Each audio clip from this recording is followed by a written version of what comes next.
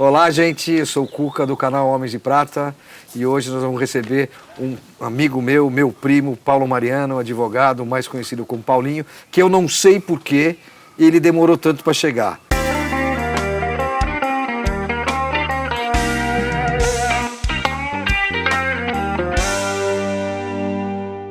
Paulo, 63 anos, advogado. Ninguém é perfeito. Ninguém é perfeito. Você tem, além da advocacia, você tem um dos seus escritórios que cuida de marcas e patentes, que queria aproveitar e agradecer em público o registro que você deu para o canal. Graças ao Paulo, hoje a gente pode trabalhar sossegado com essa marca. Paulo, agradeço a sua vinda, me dá a mãozinha aqui, bem-vindo. E vamos começar, eu queria que você falasse um pouquinho de você, principalmente... Eu sei que você passou por um período muito difícil alguns anos atrás e que você se reinventou. Então, eu queria que você contasse para as pessoas como é que você se reinventou nesse período onde a idade está chegando, onde a idade da transição para ser um homem de prata se aproxima e você acabou conciliando dois momentos de que você teve que se reinventar. Conta para a gente. Então, conta para nós ali. O que acontece? Eu acho que as pessoas nascem do jeito que elas são e já nascem pessoas de prata ou de ouro ou de platina, seja qual for a associação que queiram fazer. As pessoas nascem com alguma coisa dentro delas que é muito importante, que é a motivação, né? Então, por que umas pessoas dão mais certo que outras, né? Ninguém dá errado. Eu não vejo que... cada um tem uma história para contar, cada um tem uma trajetória na vida, né? Assim como eu tive a minha, você teve a sua, tem pessoas que tiveram talvez uma trajetória material diferente da nossa, mas tem uma trajetória espiritual, uma trajetória de sentimento diferente, mas em algum sucesso o ser humano ele nasce para dar certo, né? E eu, na parte material, graças a Deus, eu nunca tive problema nenhum. Nasci numa família bacana, numa família legal. Quando eu tinha uns 15 anos de idade, estava na época era o ginásio ainda, e uma amiga estava conversando na hora do recreio, lá, do intervalo, com um amigo meu, com o Eric, lembro bem disso. E o Eric estava pedindo, falou, poxa... E ela dizendo onde é que ela trabalhava, ela contando que trabalhava no escritório de marcas e patentes, né? E aí ela falou, eu trabalho lá nesse escritório, é muito bacana, e não sei o quê. E ele falou, poxa, arruma um emprego lá para mim. Ela falou, claro, poxa, não. E eu estava do lado, eu falei, certo que é fácil assim, arruma um para mim também. E ela arrumou, realmente, ela no dia seguinte voltou com a resposta. Falou, olha, eu marquei uma entrevista lá para vocês dois. E esse meu amigo falou, não, eu estava brincando, não vou, imagina, que eu estava de onda, não sei o que. Eu falei, não, pô, a menina marcou, vai lá, faz a entrevista e depois, se não quiser, não trabalha, né? E ele, não vou. Eu falei, não, mas eu vou. Ela marcou, eu vou, né? Você conheceu meu pai, sabe o tipo de criação que eu tive, que você teve também. E eu fui na entrevista e ali começou a minha jornada, a minha carreira profissional, né? O sujeito era o gerente de um escritório, um dos maiores escritórios do Brasil na época, e gostou de mim, eu gostei do que eles faziam, né, que era marcas e patentes, propriedade intelectual ou industrial. E ali eu comecei a trabalhar. 7 anos depois eu era diretor desse escritório. 8 anos depois eu resolvi sair desse escritório, por um fato que aconteceu, e meu sogro, a quem eu sou eternamente grato, Fernando Santos, falou, já que você saiu de lá, por que você não abre o teu escritório? E eu fui para casa pensando naquilo, e ele me ligou no dia seguinte, insistiu, e falou, não, vamos lá, eu tenho um cunhado, Marcelo, ele falou, olha, o Marcelo era novo, tal, e era o playboy da família, né, o filho caçula, Fizemos, eu falei, tá bom, eu vou entrar com 1/3 do capital. Ele falou, não, eu quero você entrar, eu entro com o dinheiro. Eu falei, não, eu vou entrar com 1/3, você com 1/3 e 1/3 do Marcelo, você vai colocar. E vamos começar. E ali começou a minha trajetória, né? Anos depois, eles saíram do escritório, mas o start foi esse aí. Então, a gente precisa unir na vida o quê? A oportunidade com a decisão, com a tomada de decisão. Não adianta você deixar a oportunidade passar aos 22 anos, que foi mais ou menos nessa época, né? Acho que foi 22 ou 23, ou aos 63. A hora que o trem passar, ou você se joga nele, ou você vai ser atropelado por ele. Ou ele vai passar, você vai ficar para trás. A diferença das histórias que as pessoas vão contar aqui ou em qualquer outro lugar, a diferença vai ser aí. É se a pessoa entrou no trem ou se ela deixou o trem passar, né? Eu, felizmente, entrei nesse trem e fui. E cresci muito, né?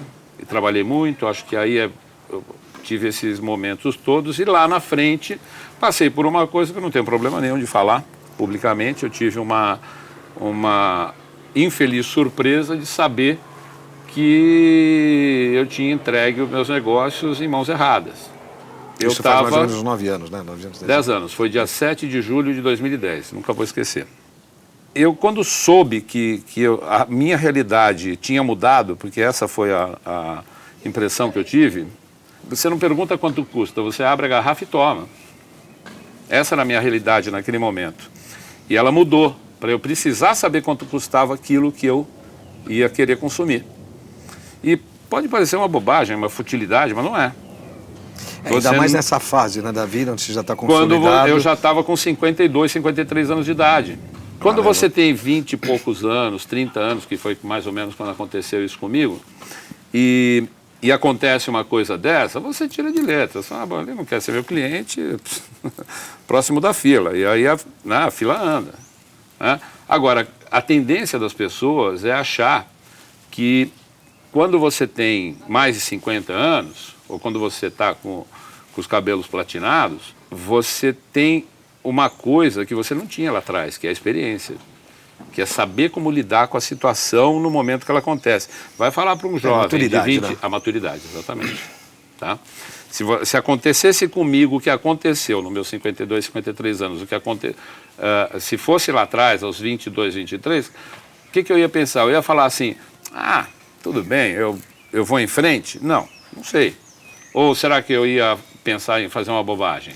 Eu não sabia que eu tinha essa capacidade toda, intelectual, em que momento, profissional. Paulo, assim, de 2010 para cá, que você se equilibrou e falou, bom, agora eu estou pronto emocionalmente? No dia 7 de julho de 2010.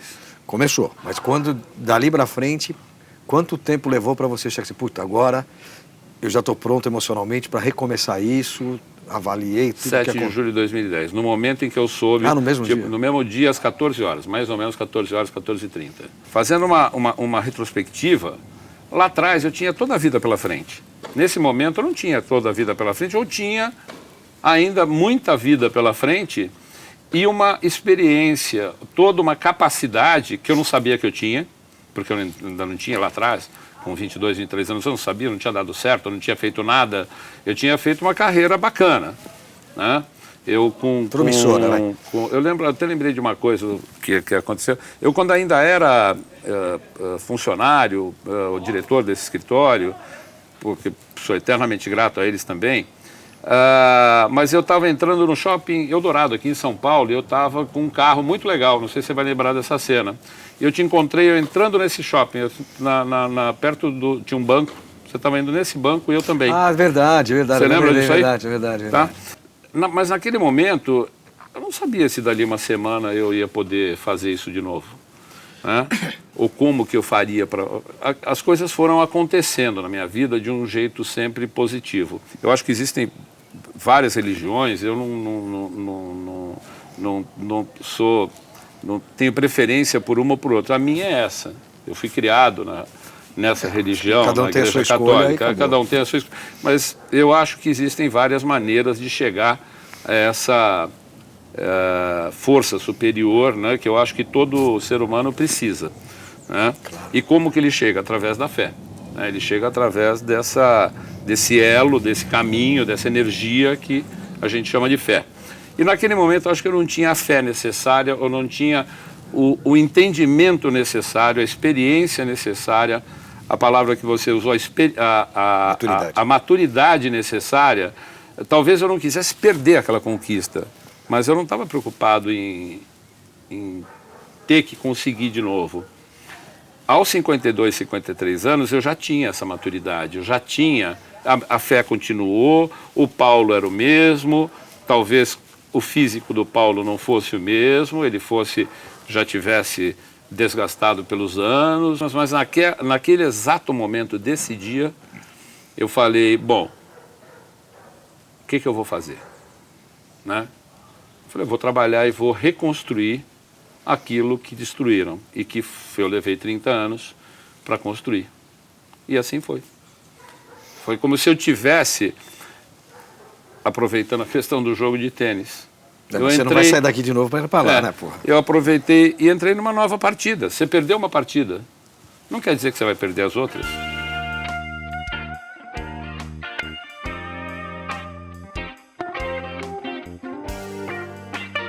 Aquele modelo de negócio que eu tinha deu certo de um lado, mas mostrou uma questão administrativa complicada de outra. E aí eu tive que reinventar o meu modelo, não só de relações com as pessoas, mas também de negócio.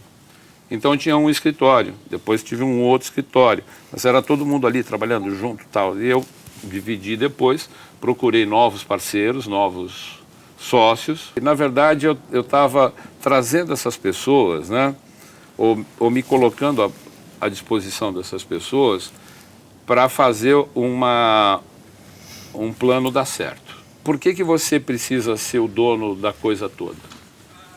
Por que você precisa ser como eu era lá no meu escritório? Eu era o sócio majoritário. Na hora que eu caí de uma vez. Sozinho. Sozinho. E hoje você se vê já preparado para envelhecer bem de novo, continuar num Quem processo. falou que eu estou envelhecendo? Não, você vai envelhecer.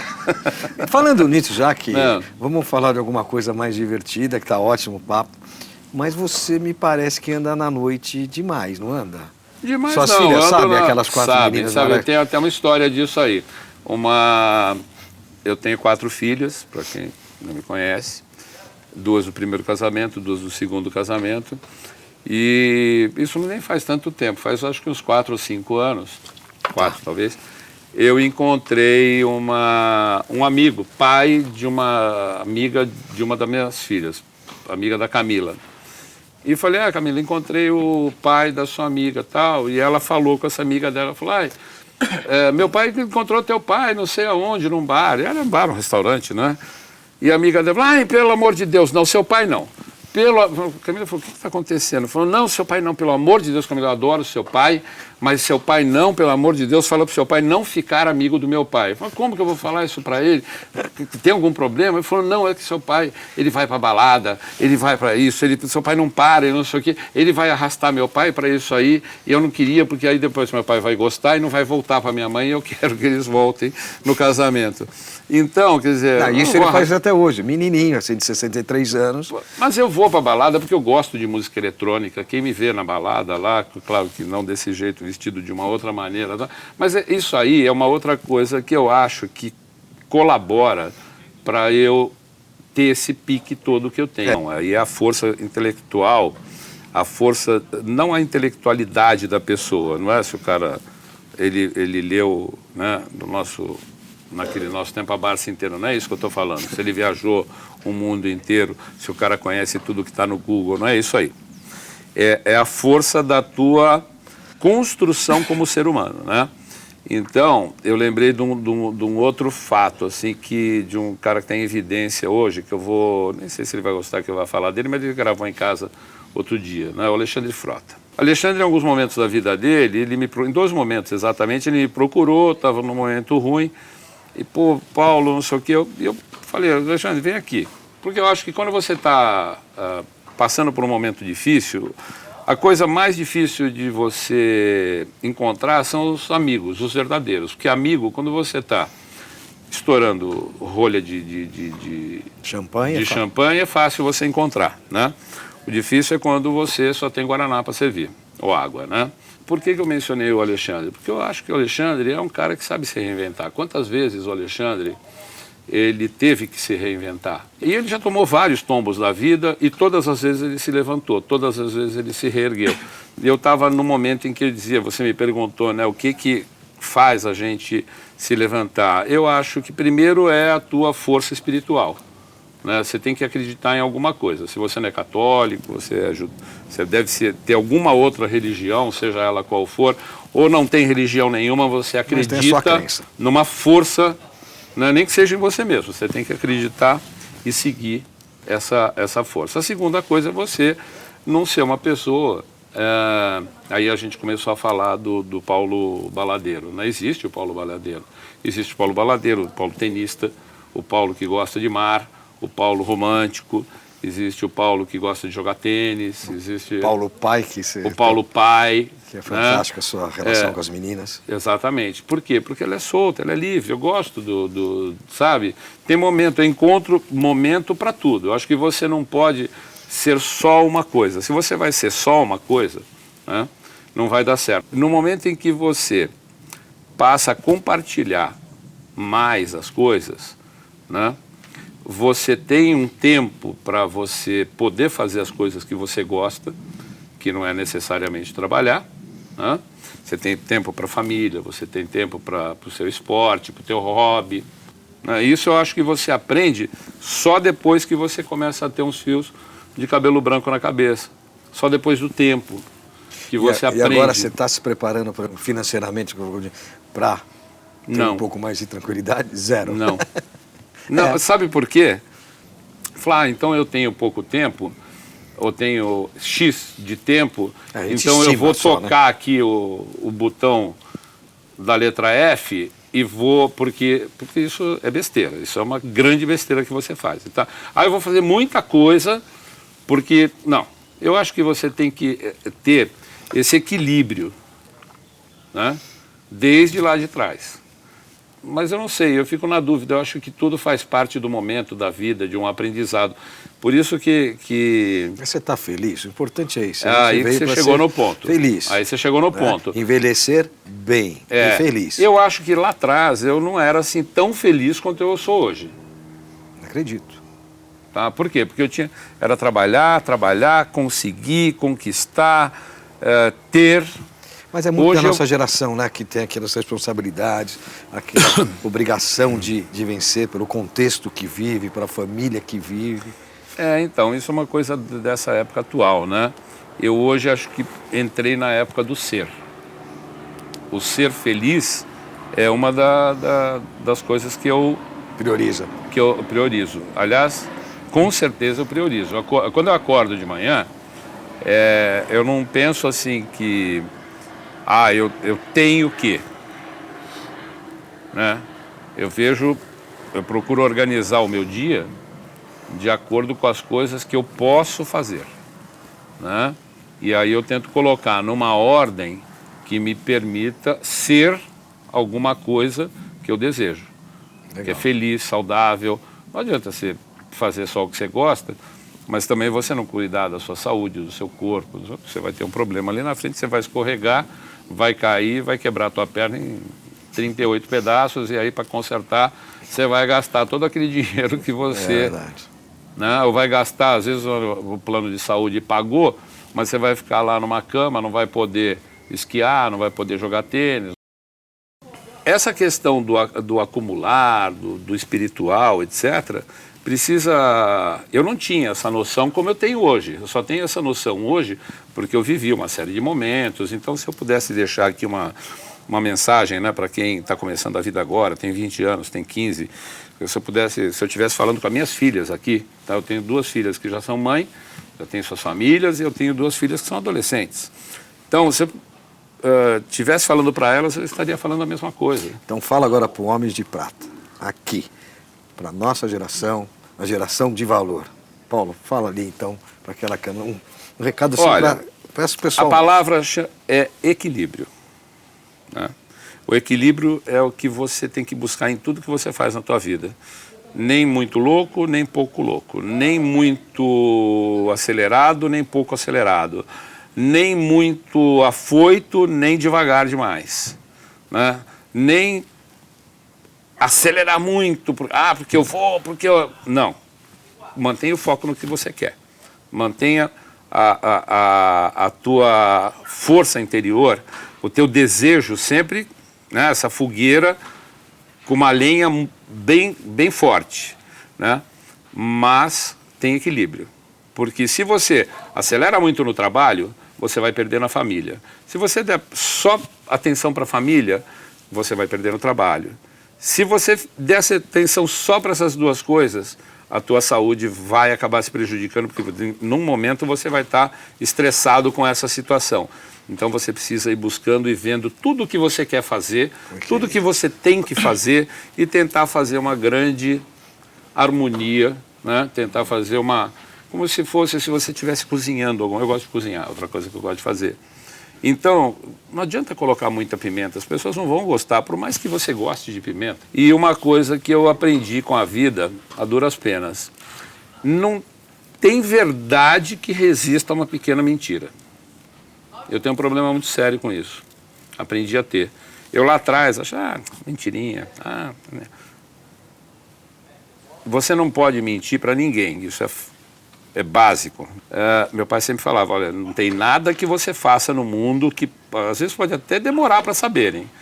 Pode demorar muito tempo para se descobrirem se a outra pessoa estiver lá longe.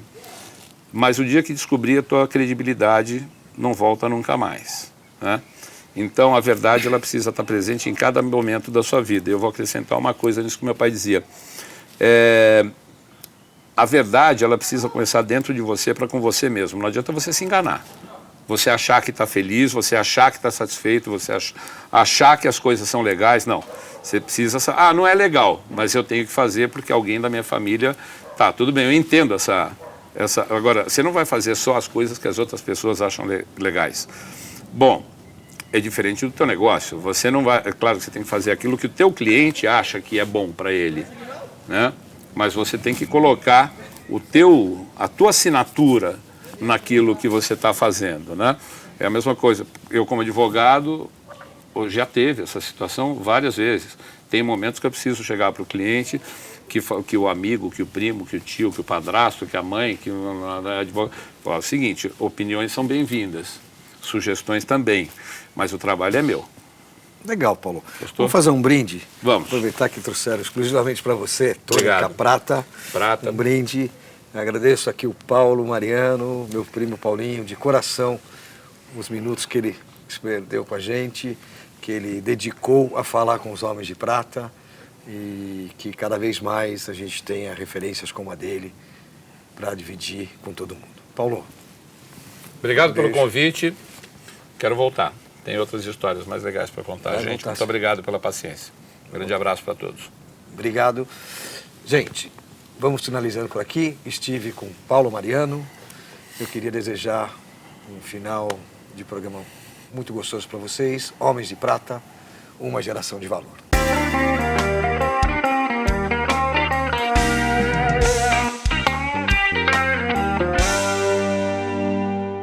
Eu estava com o número errado. E por acaso o número do vizinho aqui, que é uma quadra de tênis, né? Eu até escutei o cara jogando lá, e aquele, né?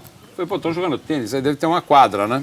E aí entrei lá, aí já fui fazer amizade para ver se eu marcava lá uma aula. Uma aula. E nós esperando aqui. Aí eu deixei aqui esperando.